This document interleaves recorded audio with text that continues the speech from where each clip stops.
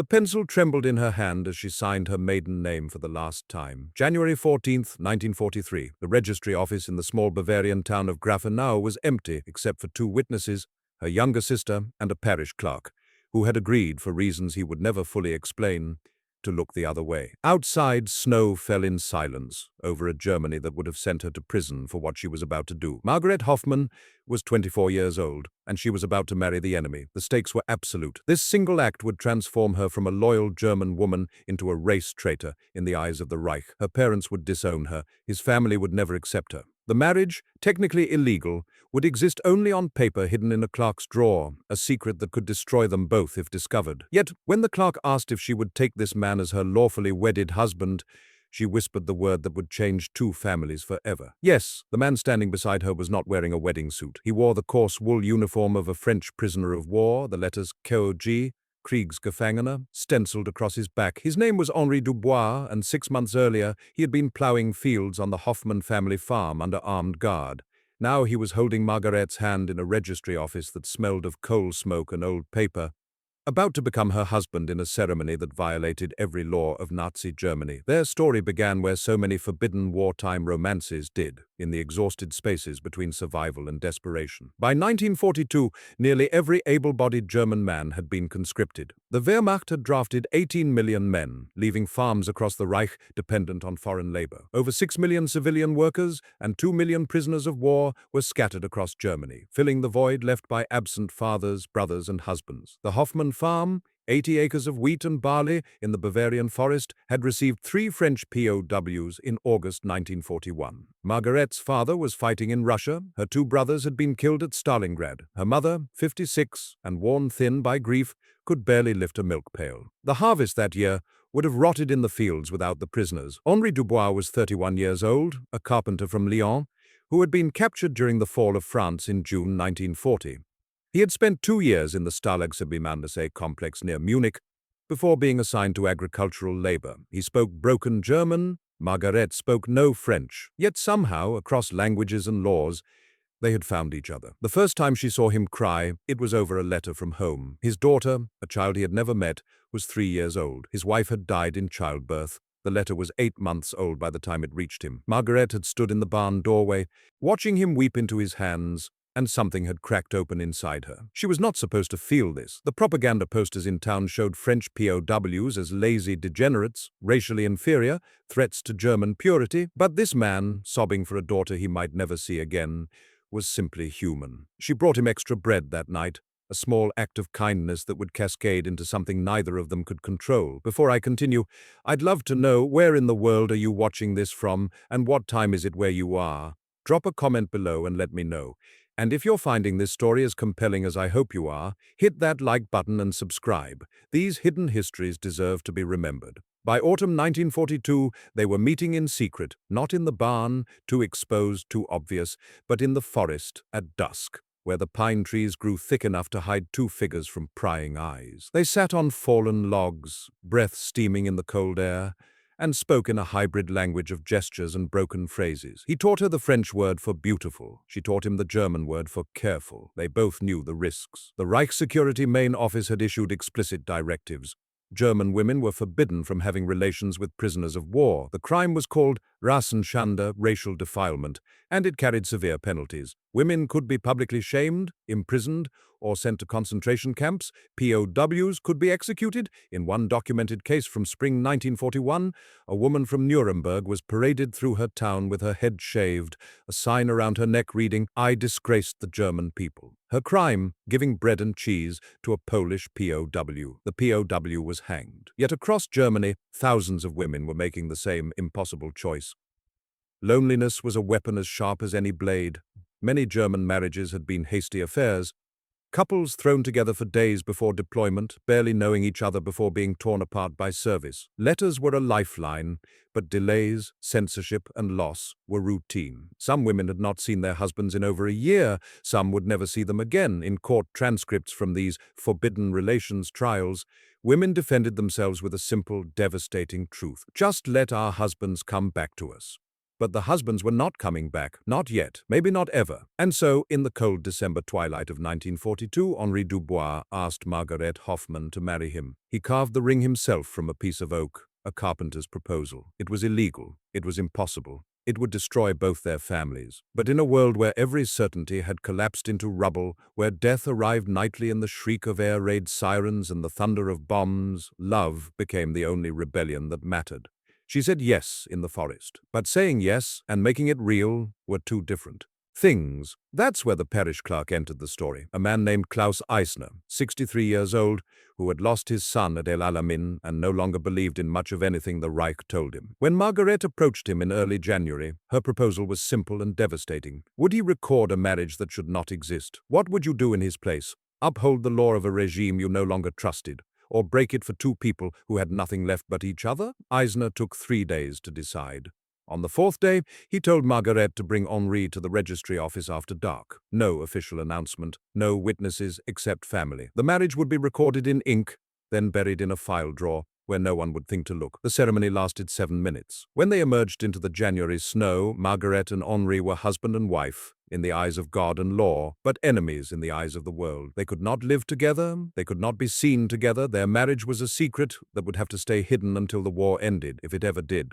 But secrets have a way of unraveling. And by spring 1943, someone in Grafenau was beginning to notice the French prisoner who smiled too often, and the German woman who no longer lowered her eyes. The reckoning was coming. The first accusation came in the form of a potato, March 23, 1943. Frau Berger, the postmaster's wife, watched through her kitchen window as Margarete handed Henri a cloth-wrapped bundle near the barn. It was barely dawn, the sky still grey with winter's last grip.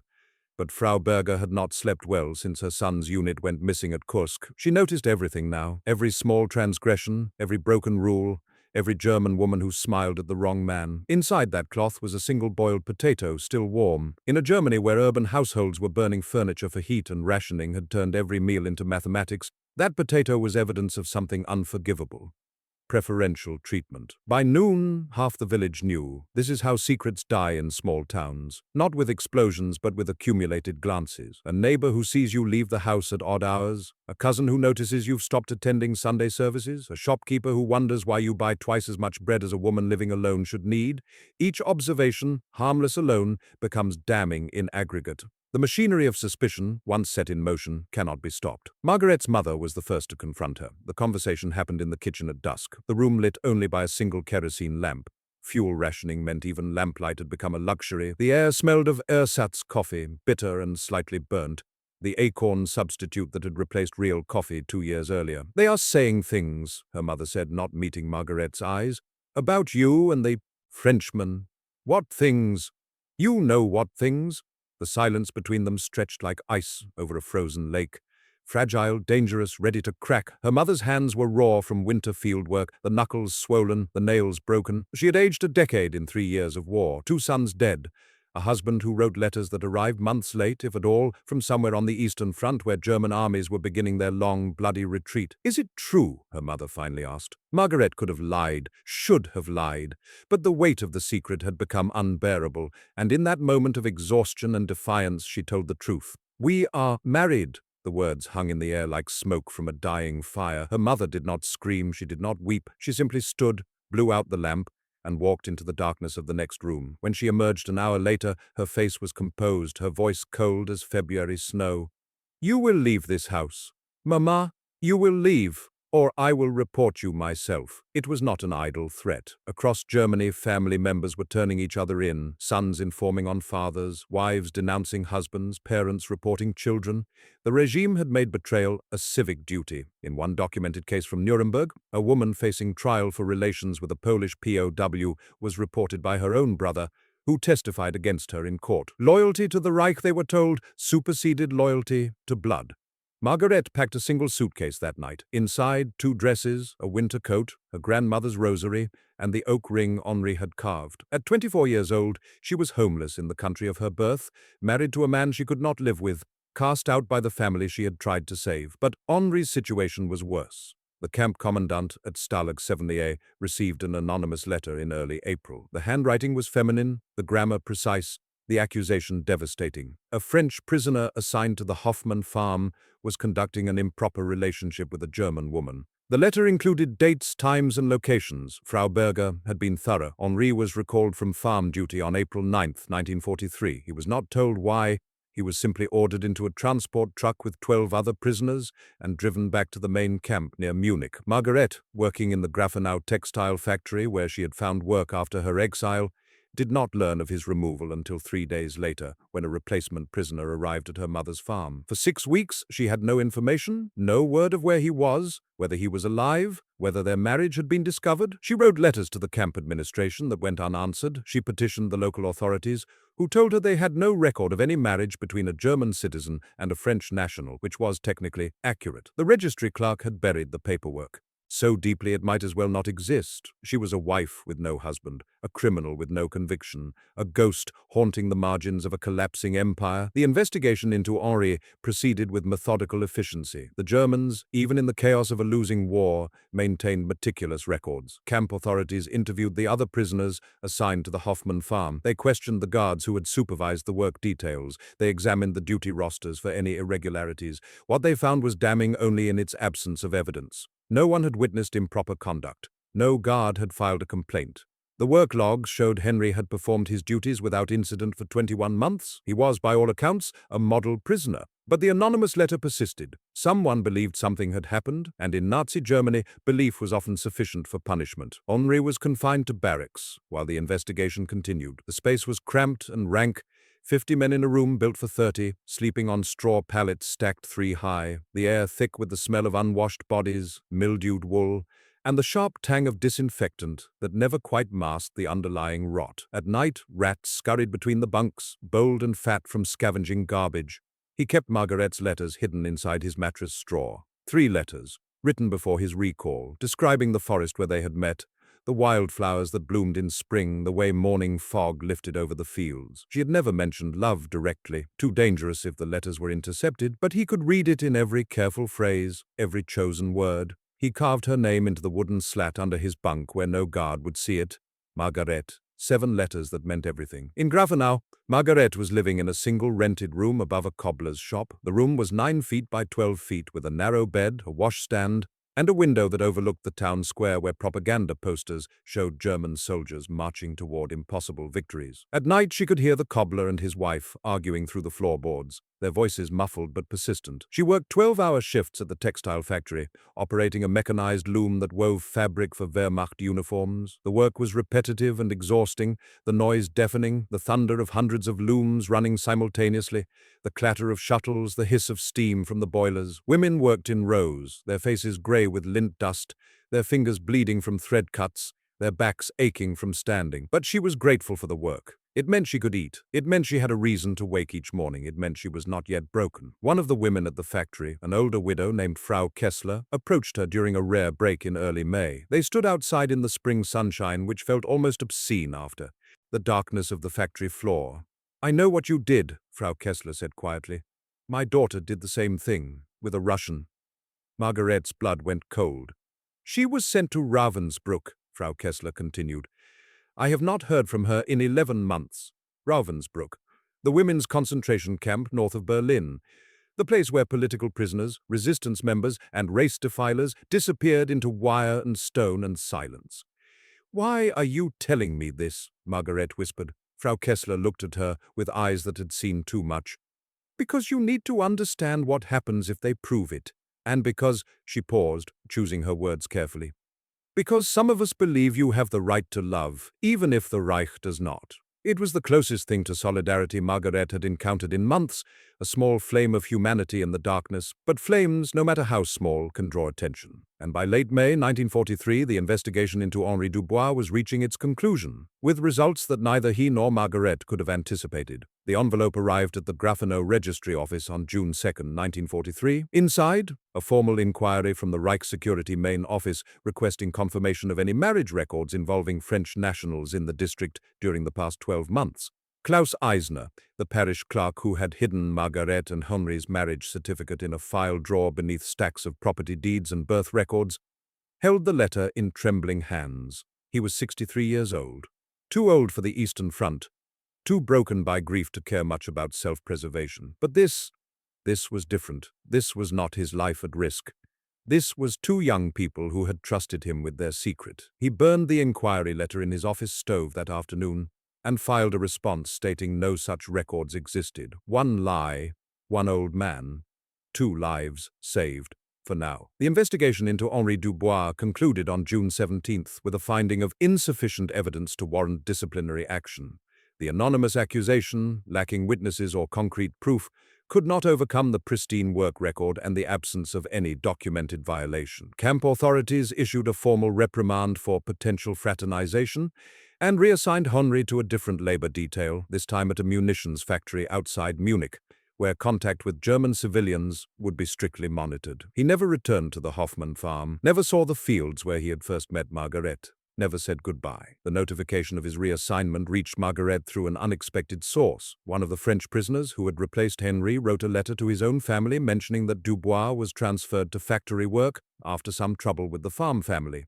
The letter, censored and delayed, eventually made its way through Red Cross channels to France, where Henri's sister read it and, understanding the code, wrote to the address Margarete had hidden in Henri's belongings before his recall, a precaution they had taken months earlier. The letter arrived in August. By then, Margarete had gone 3 months without word. She had begun to believe he was dead, or worse, that he had been executed for their marriage and no one would tell her. The letter contained 4 sentences. Your husband is alive. He works in Munich. He thinks of you every day. Be careful. She read it 17 times before hiding it inside the lining of her winter coat. The munitions factory, where Henri now worked, operated in 3 shifts around the clock. The building, a converted textile mill, had been hastily retrofitted with machinery for assembling artillery shells, work that was dangerous, monotonous, and essential to a war machine that was beginning to sputter. By mid-1943, Germany was losing the production war. Allied bombing raids were destroying factories faster than they could be rebuilt. Skilled workers were being conscripted, materials were scarce,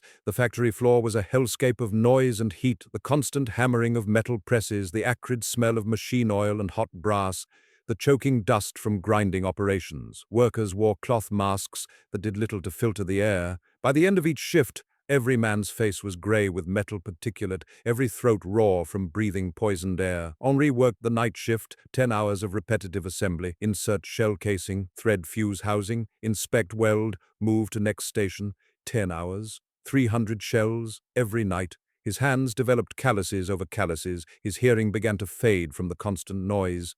But he was alive, and he was planning. The factory system, despite its brutality, had a feature the farm work had lacked: Sunday rest periods. Even in total war, even in a collapsing Reich, some traditions persisted. Every other Sunday, prisoners were given 6 hours of supervised recreation, a chance to wash clothes, attend makeshift religious services, or simply sit in the factory courtyard and breathe air that did not smell of death. On one of these Sundays in late September 1943, Henri convinced a guard to post a letter for him. The guard, a middle-aged Bavarian named Otto Hermann, who had lost 2 fingers on the Eastern Front and been reassigned to home guard duty, was not a cruel man. He was simply exhausted by a war that had taken everything from everyone. Henri offered him his cigarette ration for the week. 8 cigarettes, worth more than money in wartime Germany. Otto took the letter and the cigarettes without a word. The letter reached Margarete in October. It contained a single sheet of paper with a single sentence written in careful, deliberate German. I am at the Schwaben factory, Munich district night shift. Beneath it, in smaller letters, can you come? The question was absurd. Munich was 80 kilometers away. Travel required papers, permits, stated purposes. The trains were unreliable, frequently bombed, always crowded with soldiers and refugees. A young woman traveling alone without clear reason would draw attention from authorities looking for deserters, black market operators, or anyone violating the endless regulations that governed wartime movement. But Margarete had already decided. The moment she read, "Can you come?" the answer was yes. She requested leave from the factory, claiming her mother was ill, not entirely false. Her mother had developed a persistent cough from the cold farmhouse and inadequate heating. The factory supervisor, a grey-faced man who had lost his enthusiasm for the war somewhere around Stalingrad, approved 3 days without asking questions. Love finds a way, even through barbed wire. On November 7th, 1943, Margarete boarded a train to Munich. The station platform at Grafenau was crowded with soldiers on leave, their uniforms worn and patched, their faces carrying the hollow look of men who had seen too much. The train itself was packed. every seat filled, people standing in aisles, others sitting on luggage in the corridors. The air inside smelled of sweat, tobacco, and the peculiar staleness of too many bodies in too small a space.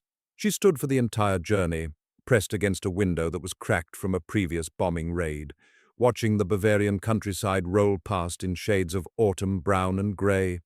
The fields were still being worked, but the harvest looked thin. The forests showed gaps where trees had been felled for fuel. Every town they passed looked diminished, like a photograph slowly fading. The train arrived in Munich at dusk. The city she entered was barely recognizable as the Munich of pre-war years. Entire blocks had been reduced to rubble from Allied bombing raids. Buildings stood like broken teeth, their facades collapsed, their windows empty sockets. The streets were navigable only through cleared paths between debris. The smell was inescapable, burning rot and the sweet, sick odor of bodies still buried somewhere beneath the ruins. She had no plan beyond an address: Schwaben Factory, Industrial District 4. She asked directions from a street cleaner, an old woman pushing rubble into piles with a bent shovel. The woman pointed east without speaking, her face impassive. Everyone in Munich had learned not to ask questions. The factory was surrounded by a chain-link fence topped with barbed wire. Guard towers stood at each corner, searchlights sweeping the perimeter. This was not a prison, technically, just a workplace employing enemy laborers. But the distinction was semantic. The fence was real. The guards were armed. The prisoners were prisoners. Margarete stood across the street, hidden in the shadows of a bombed-out storefront, and watched the night shift arrive. Columns of men in work clothes, flanked by guards, marching through the gates. The electric lights above the entrance blazed yellow-white against the November darkness. One of the few buildings in the district with power, its production too vital to interrupt. She watched for 2 hours. The shift change completed, the gates locked, the searchlights continued their slow rotation. She did not see Henri, but she knew he was inside those walls 50 meters away, separated by wire and law and the entire weight of a regime that forbade their existence as husband and wife. The next morning, she returned. And the morning after that. 3 days of watching, waiting, trying to glimpse a face among hundreds of workers. On the third day, as the day shift filed out and the night shift filed in, she saw him. He was thinner, his hair had been cut short, almost shaved. He walked with the mechanical gait of exhaustion. But it was Henri, her husband, alive. She called his name, quietly at first, then louder. "Henri!" His head turned. For a moment, just a moment, their eyes met across the street, across the distance, across the impossible gulf between prisoner and free citizen. She saw recognition flash in his face. She saw something break and mend simultaneously in his expression. Then a guard barked an order, and he turned away, filing through the gates with the others. But he had seen her, and she had seen him. Sometimes that is enough. Margarete returned to Grafenau the next day, riding the same crowded train through the same diminished landscape.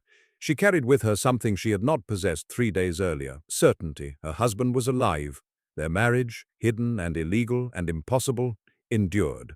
But certainty is not the same as safety, and by December 1943, the machinery of suspicion in Grafenau was grinding toward a conclusion that would force Margarete to make a choice she had hoped never to face. Because secrets, no matter how carefully buried, have a way of rising to the surface. And someone in Grafenau had begun asking questions that Klaus Eisner could no longer evade. The second inquiry arrived on January 11th, 1944. This time, it came not from the Reich Security main office, but from the local Nazi Party office in Grafenau, a more dangerous source because it meant someone with local knowledge was pushing the investigation. Klaus Eisner opened the letter in his cold office, his breath steaming in the winter air, and knew his lie had reached its expiration date. This was the moment when silence stopped being protection and became complicity, when one old man had to decide whether 2 young people's love was worth his own life. The inquiry was specific.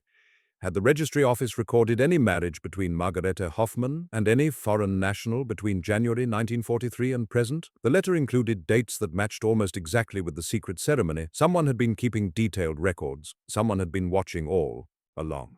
Eisner sat at his desk for 3 hours, staring at the document. Through his window he could see the town square where Hitler Youth marched in formation, their boots crunching through snow, their voices raised in songs about blood and soil and racial purity. The world outside was ending. Everyone knew it now, even if they did not say it. The Eastern Front had collapsed. The Americans were advancing through Italy. The bombing raids came nightly. Germany was losing. But the machinery of tyranny continued grinding forward.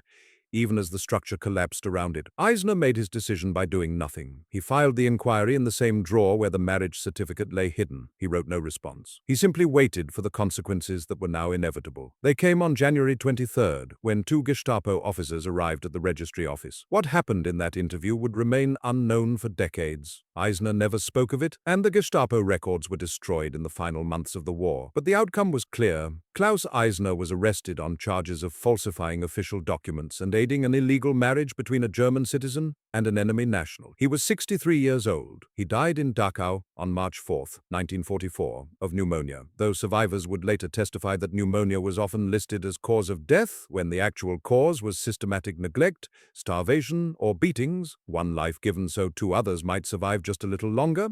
The arrest sent shockwaves through Grafenau. Within days, Margarete's mother received a summons to appear before local authorities. The marriage certificate had been found, the evidence was irrefutable, her daughter was a race traitor, the family name was destroyed. Margarete's mother made a choice that surprised everyone, including herself. She told the authorities that Margarete had been manipulated, coerced, possibly even forced by the French prisoner. She painted her daughter as a victim rather than a willing participant. She wept real tears because her grief was genuine, even if its target was misdirected. She begged for leniency. The performance worked, partially. The authorities determined that Margarete should be investigated but not immediately arrested. The wheels of wartime bureaucracy, overwhelmed by larger catastrophes, ground slowly. A hearing was scheduled for April, but April 1944 never came, at least not the hearing. On the night of March 19, 1944, Allied bombers struck Munich. The raid lasted 4 hours and destroyed over 80% of the city center. The Schwaben munitions factory, marked as a strategic target, took multiple direct hits. The building collapsed in a cascade of fire and twisted metal. The blast could be heard 40 kilometers away. Henri Dubois was working the night shift when the bombs fell. The official casualty list included 73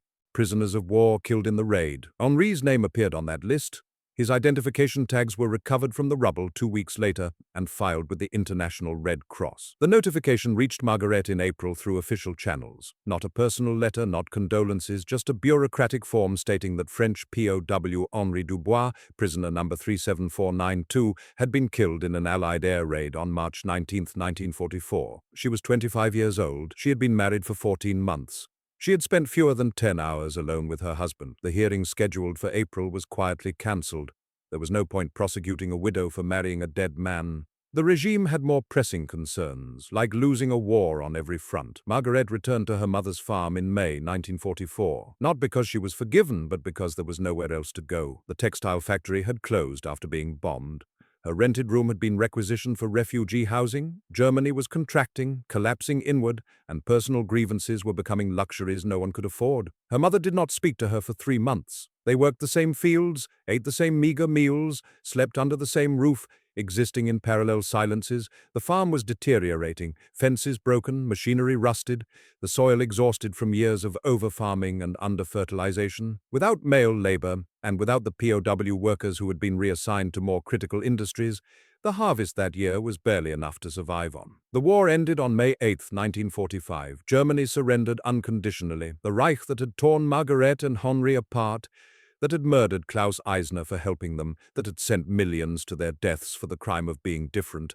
That Reich was dead, but the dead do not come back. Margarete lived on the farm for another year, waiting for something she could not name. The Allied occupation brought new authorities, new rules, new uncertainties.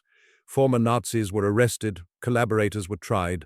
Women who had fraternized with Allied soldiers were shamed in the streets, but no one came for Margarete. Her crime belonged to a regime that no longer existed. Her husband was dead. Her punishment was already complete. In June 1946, a letter arrived from France. The return address was Lyon. The sender was Marie Dubois, Henri's sister, the one who had sent the brief message about his factory assignment years earlier. The letter, written in French that Margarete had to have translated at the local parish, contained news that shattered everything she thought she knew. Henri Dubois was alive. He had been injured in the bombing, but not killed. In the chaos of the raid, with hundreds of casualties and the camp administration in disarray, he had been misidentified as dead. His tags had been recovered from another prisoner's body. He had spent 6 weeks in a Munich hospital, partially deaf from the blast concussion, suffering from burns and broken ribs. When the confusion was finally sorted out, he was processed with a group of survivors being repatriated to France.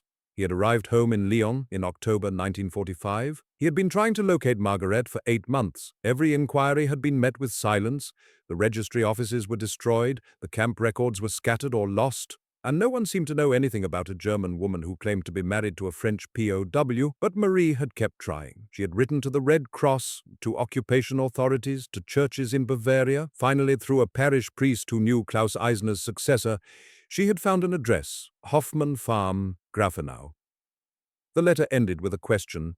Would you come to France? Margarete read the letter 7 times before she believed it. Her husband was alive. He had survived the bombing, survived the war, survived everything that should have killed him, against every probability, against all the machinery of death that had ground through Europe for 6 years. Henri Dubois had lived, but she was in Germany, he was in France, and the border between them was still guarded, still controlled, still a barrier that seemed insurmountable, unless she chose to cross it. The journey took 3 months to arrange. Papers had to be obtained, permissions granted, sponsorships arranged. Marie Dubois, working with French occupation authorities, secured documents identifying Margarete as the legal wife of a French national, a status that granted her special travel privileges. The marriage certificate, buried in a registry drawer for 4 years, suddenly became her ticket to freedom. On September 2nd, 1946, Margarete Hoffmann crossed into France. Henri met her at the Lyon train station. They stood on the platform for a long moment, neither moving, both hardly believing the other was real. He was thinner than she remembered, his hair grey at the temples, though he was only 36. She looked older too, worn by war and grief and years of living in the spaces between hope and despair. He reached for her hand. She took it. They did not speak. There would be time for words later, years of them, decades even. In that moment, standing on a French railway platform in September sunshine, the fact that they were both alive and together was enough. Margarete never returned to Germany. She became French by marriage, raising Henri's daughter, the child he had never met, now 5 years old, as her own. They lived in a small house in Lyon, where Henri returned to carpentry, and Margarete learned to speak French with a thick Bavarian accent that made the neighbors smile. They had 3 more children. They grew old together. When Margarete's mother died in 1958, she left the Bavarian farm to Margarete in her will. Attached was a letter, brief and formal. I was wrong about many things. You were not one of them. Forgiveness came late, but it came. Henri Dubois died in 1983 at the age of 73. Margarete outlived him by 14 years, dying in 1997 at the age of 78. At her funeral, attended by children, grandchildren, and great-grandchildren from 2 nations, one of her grandsons discovered a small box in her belongings. Inside, an oak ring, worn smooth with decades of handling, and a cloth-wrapped potato, preserved and hardened with age. "What is this?" he asked. "That," said Margarete's oldest daughter, who had heard the story many times, "is how your grandparents fell in love." The bond they forged in secrecy, in defiance of laws designed to keep them apart, had created something neither regime nor war could erase, a family that spanned 2 countries, 2 languages, 2 histories made one. Their marriage certificate, the document Klaus Eisner died protecting, now resides in the Lyon City archives, testament to the fact that sometimes love is not just an act of defiance, but an act of creation. 2 families torn apart, then woven back together by a choice made in a cold registry office on a January night in 1943. When a German woman and a French prisoner whispered yes in the darkness, they changed the future in ways neither could imagine. Their children became the architects of reconciliation. Their grandchildren became citizens of a united Europe. Their great-grandchildren will never know the borders that once separated their ancestors. In the end, love did not just survive the machinery of tyranny, it outlived it, outlasted it, and built something better from the ruins. That is how forbidden becomes forever. That is how 2 families, shattered by war, became one family, united by courage. That is how a single yes, whispered in secret, echoed across generations.